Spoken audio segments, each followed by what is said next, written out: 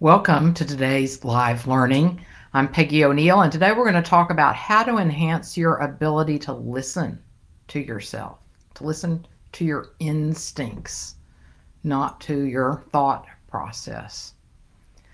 So this call originated in the Facebook group Answering the Call. I'm the founder of that group, and the idea of the call is that each of us, most of us, have a sense sometime during life that maybe something's missing. Something, life maybe ought to be a different way.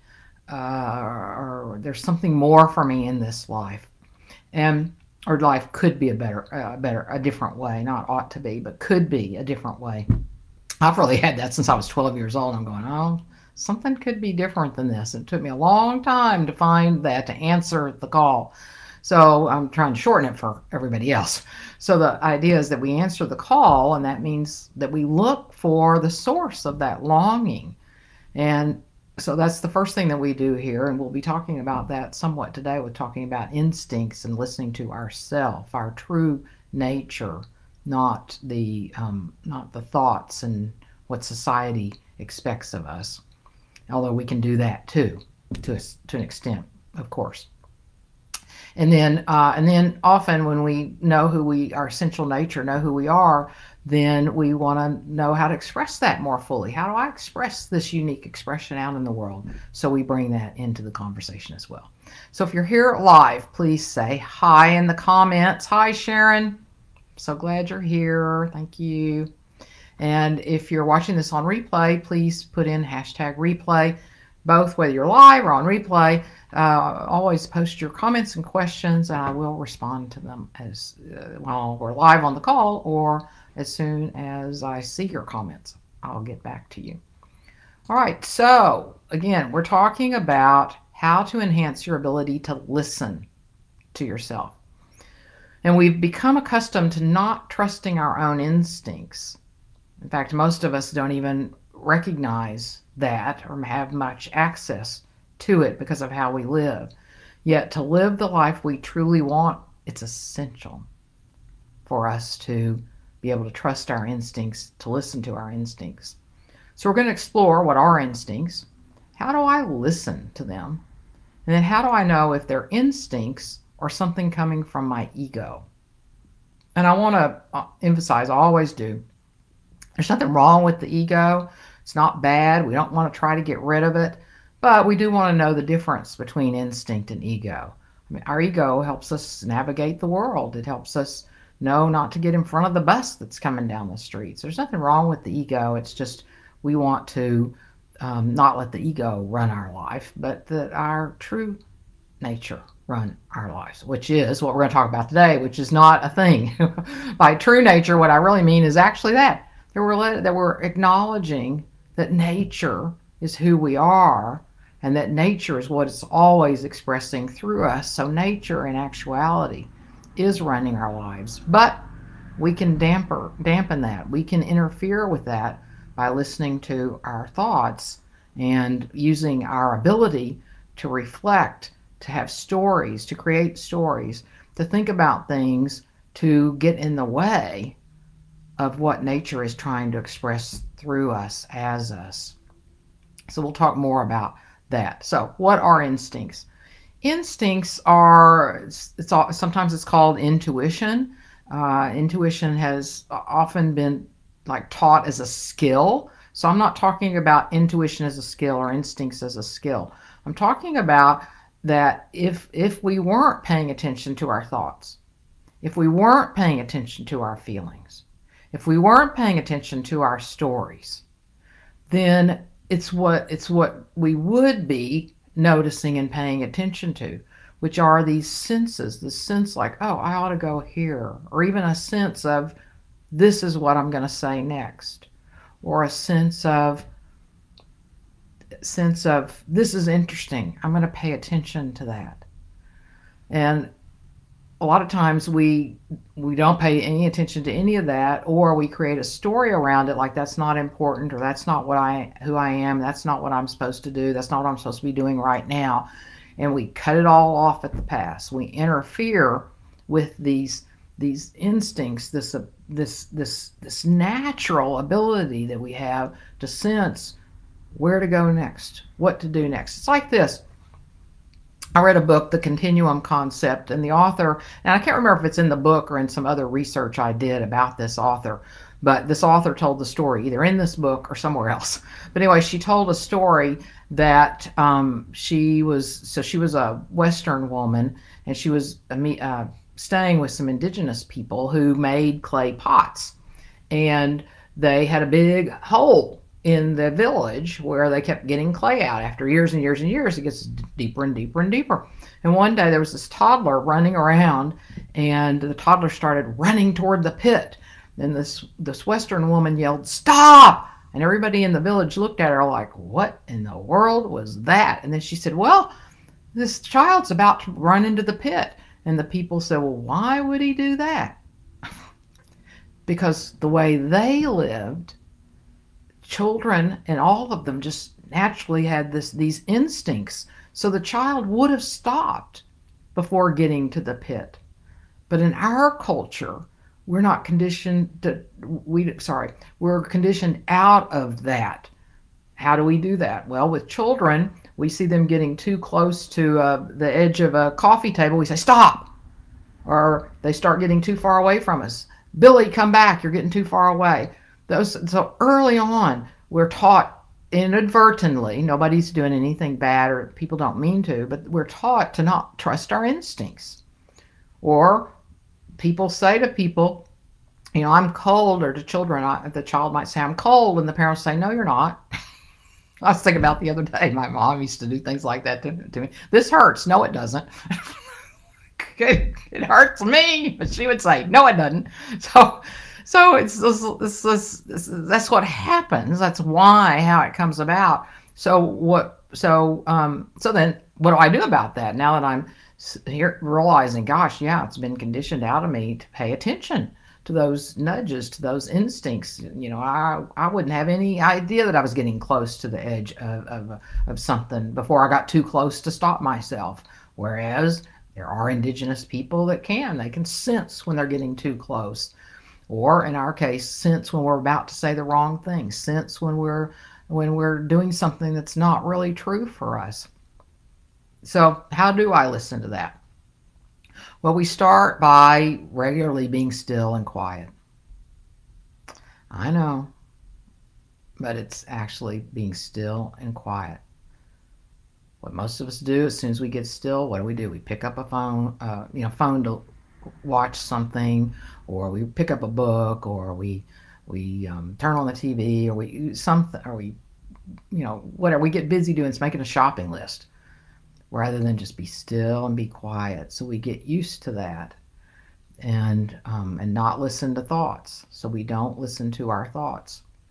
Our thoughts are our stories. Our thoughts are going to try to talk us into things. Our thoughts are actually what one of the biggest, if not the, paying attention to thoughts and feelings. That's what interferes with us getting to know our instincts, because again, we're paying attention to our instincts. We're not paying attention to our instincts. We're paying attention to our stories.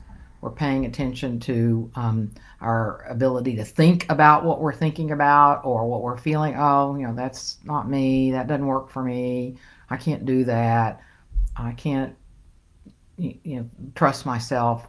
So we don't. We quit listening to our thoughts, really, almost all the time. And then what we do is we pay attention to nudges. We get this little sense to, we've all done this. We get a sense to call somebody, and we do. And then lo and behold, they were thinking about us too. But we become more sensitive as we quit listening to our thoughts and our stories and reflecting so much, and not focus on our feelings. And we start then noticing these nudges. Oh, maybe I ought to write this article today. Or maybe, oh, this sounds good for me to do this. Or like today, Sharon and I were in a meeting together. I'll go ahead and share this. I thought it was brilliant what she said. She was talking about human resources. Where did I put that note? but what came to her is she said, "Oh, I'm at the same level as a pencil if I'm a human resource." Well, brilliant. But I was present enough to realize that that was a brilliant statement. We were having fun talking, but also that could make a great article. But that came to me, that nudge, oh, that could be an article. So I was present enough. So we're present enough. We get used to being present enough that we can notice those little nudges. And then we become more sensitive. So most of us have been conditioned to pay attention to so much to our thoughts and our thinking that we're living our life like from here up, from our chest up, and we're not paying attention to the sensitivity that the rest of our body can bring us by again by the just these sensations, just this instinct, this sense of, oh, I ought to be quiet now, or this sense of where did I get the idea to get out a paintbrush today? I mean, we don't really ask that question, but we notice, oh, I'm feeling like I ought to paint. I don't even have any paintbrushes. But we pay attention to those things. So, and reason it's so important is because, again, who we truly are is nature. Nature is expressing through us. So there's always this subtle input from nature, which is instinct by definition. It's always trying to nudge us, trying to guide us. If we're paying attention, it'll let us know where our life is supposed to flow, what the direction is.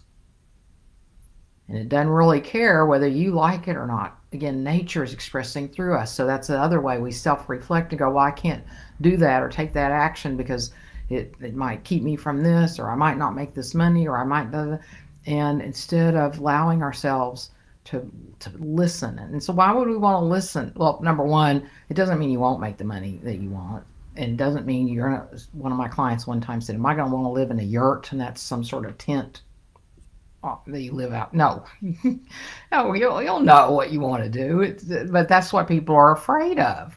And so from that, we don't even pay any attention. And yes, nature, as it's trying to express through us, doesn't really care. So that's where our ego is useful to go, oh, well, but I also still need some money. So how's all this going to play out? So again, the ego is able to help us, but we don't let the ego run all of this. So let's see, is there anything else I want to say about this? So we can be blind to all of this, again, because of our conditioning, because of society says you ought to do this, you ought to do that. And so when I said a few minutes ago that we don't have to listen to what society wants, but we might, is this, that rather than just getting caught up in what society wants, that we do listen to our instinct, these nudges. Get some support if you want to. I mean, I've got this wonderful praxis that would support this, or other coaches or friends can help, but we can still live in society, like I said, where you can realize that, I can figure out a way to make some money with this, or I don't have to lose my friends over this, or whatever, all the stories that we make up that we can't listen to where nature is trying to take us, where the flow really is, where our life would be filled with ease and joy and peace. And in fact, Rupert Spira suggests that when we do surrender to the flow of life, that when we do surrender to our instincts, when we are actually letting ourselves be guided and directed with nature, if you will, which is another word for consciousness, awareness, source, spirit, God's infinite being, when we're listening to that and following that then the whole of the universe wants to support that. Because now we're not taking action for us personally, for what my ego wants us to, but now I'm acting in service to the bigger good, to the whole, to where nature is taking everything, because nature is in everything, as everything, and nature's flowing through everything, is everything. And again, other names, source, spirit, consciousness, awareness. And so we actually start living the life that we're meant to live, not the one that our ego, our thinking, our reflective mind wants to tell us that we're supposed to do. All right, so I'll see if there are any questions or comments. Yep, there you go, Sharon, exactly. Our thinking blocks out the nudges. I noticed that, I was walking this morning, and I for some reason, somewhere I've conditioned myself that when I'm not like thinking about something, that my mind just starts counting. My gosh, it just goes 1, 2, 3, 4, whatever it's doing. It's like, so I have to really unfocus. I have to really relax the focus of attention so that I'm not letting these thoughts just fill my mind. A great way to keep me from noticing the nudges, noticing ideas that come out of the blue. So when I say, make this distinction, when I say not listen to the thoughts, there's a quality difference between a thought that's the ego, the listening with the mind for thoughts that are coming to us, and ideas that come out of the blue. It's just a different quality. It's a different experience, and over time, it is nuanced. So you pay attention. You notice the difference between the regular thoughts that are just the same ones that probably you're listening to over and over and over again, and then something that comes out of the blue, which might show up as a thought, or it might show up as just this sense, but then our mind will help us here and will interpret that sense. Oh, that's what's going on here. See, but it's a different quality and a different way of speaking to us when it's those ideas out of the blue or nudges. All right, any other thoughts, questions, comments?